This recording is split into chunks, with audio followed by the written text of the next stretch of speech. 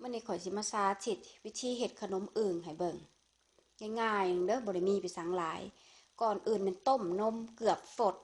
ร้อนเอามือแตะได้รู้สึกว่าร้อนหั่นน่ะหลังจากนั้นแล้วก็ต้มนมอุ่นแล้วก็ถอกใส่ถ้วยหรือซามตามที่พวกเจ้าสินวดใส่แป้งอะนะใส่ผงยีสต์ใส่น้ำตาลเฮ็ดแบบนี้ค่ะสำหรับปลุกยีสต์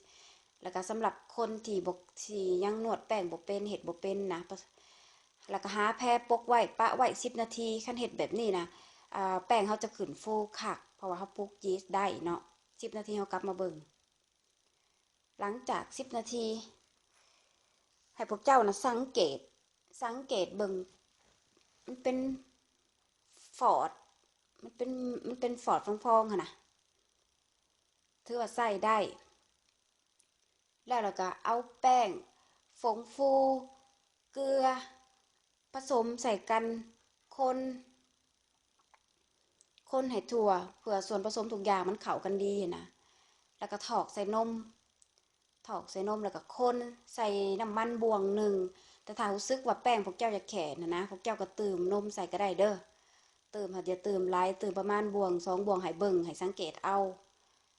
เพราะแป้งบางยี่ห้อมันบ่คือกันได้อันแล้วก็พวกเจ้าก็นวดพวกเจ้าสินวดใส่โต๊ะหรือใส่อันซ้ำใส่หยังก็ได้แล้วแต่นวดไปโห้ยแป้งไปค่ะมันติดมือค่ะ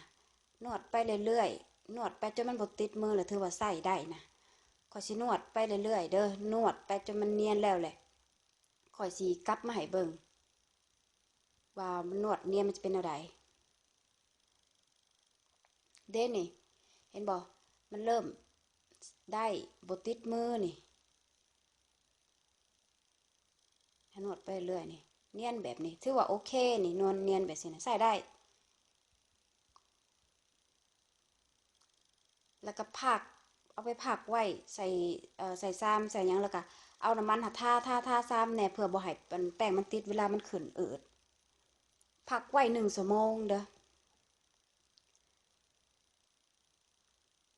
หลังจาก1 ชั่วโมงแล้วเรากลับมาเบิ่งกันเนาะเวลาข่อยพักแป้งไว้แล้วได้1 ชั่วโมงแป้งมันจะขึ้นฟูนะเนียนนุ่มแป้งขึ้นฟูพวกเจ้าก็ไล่แอร์ออกแบบนวดนะนวดให้แบบฟองอากาศมันออกนะอย่านวดหลายได้นวดเบาๆนวดเพราะอันฟองอากาศมันออกก็ซื่อเวลาเราทอดเท่ายังนะมันจึงบ่เป็นหูจ่องป่องเจงแป่งเห็นบอกมันเนียน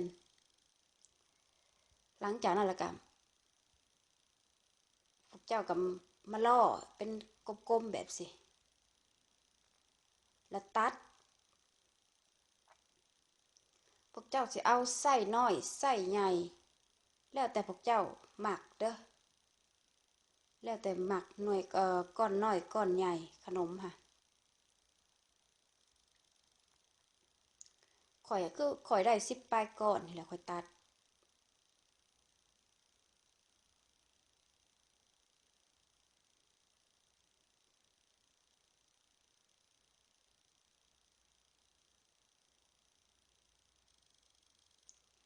หลังจากเขาตัดแล้วเนาะ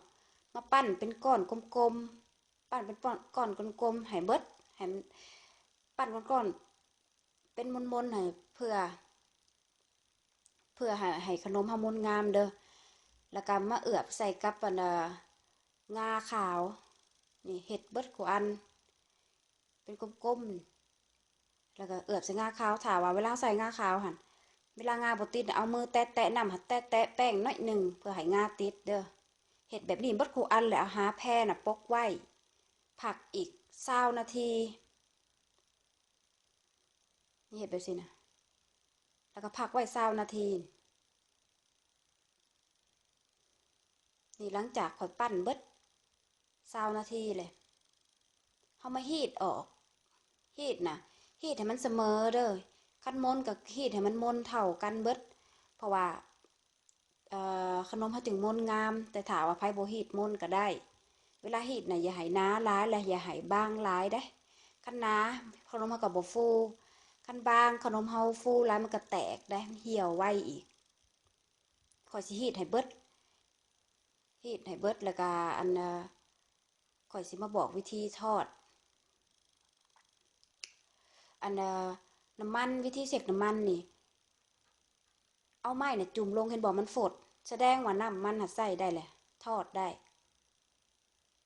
นี่เฮาทอดเลยเนาะนี่ถ้าว่าพวกเจ้าฮีตแล้วมันหดเข้านะฮีตอีกฮีตออกอีกคันแป้งหดเข้านะฮีตออกจนบางพอดีหั่นแหละทอดน้ำมันนี่ก็สำคัญเด้ถ้าน้ำมันร้อนหลายมันก็สิไหม้ก่อนสุกแล้วก็สิบ่โพงอีกแต่ถ้าว่าน้ำมันบ่ร้อนก็บ่โพงอีกแต่ก็เป็นมันสิเป็นแบบด้านไปเลยนะพวกเจ้าพลิกไปพลิกมาปิ่นไปปิ่นมาเพราะว่ามันจึงเหลืองเสมอกันเห็นบ่ข่อยเฮ็ดนี่ก็เฮ็ดแล้วส่วนหนึ่ง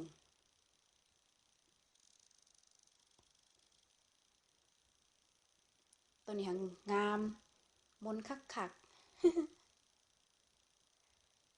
นี่พลิกไปพลิกมาสำคัญเด้อเวลาอันฮีตแป้งนั่นอย่าฮีตบางหลายแล้วก็อย่าฮีตหนาหลายในเวลาตักออกผักไว้นะพวกเจ้าบ่ฟ้าวเอาทับกันเด้อให้ห่างๆกันก่อนเพราะมันยังร้อนอยู่มันสิแฟบได้ต้องปามันเย็นก่อนนะ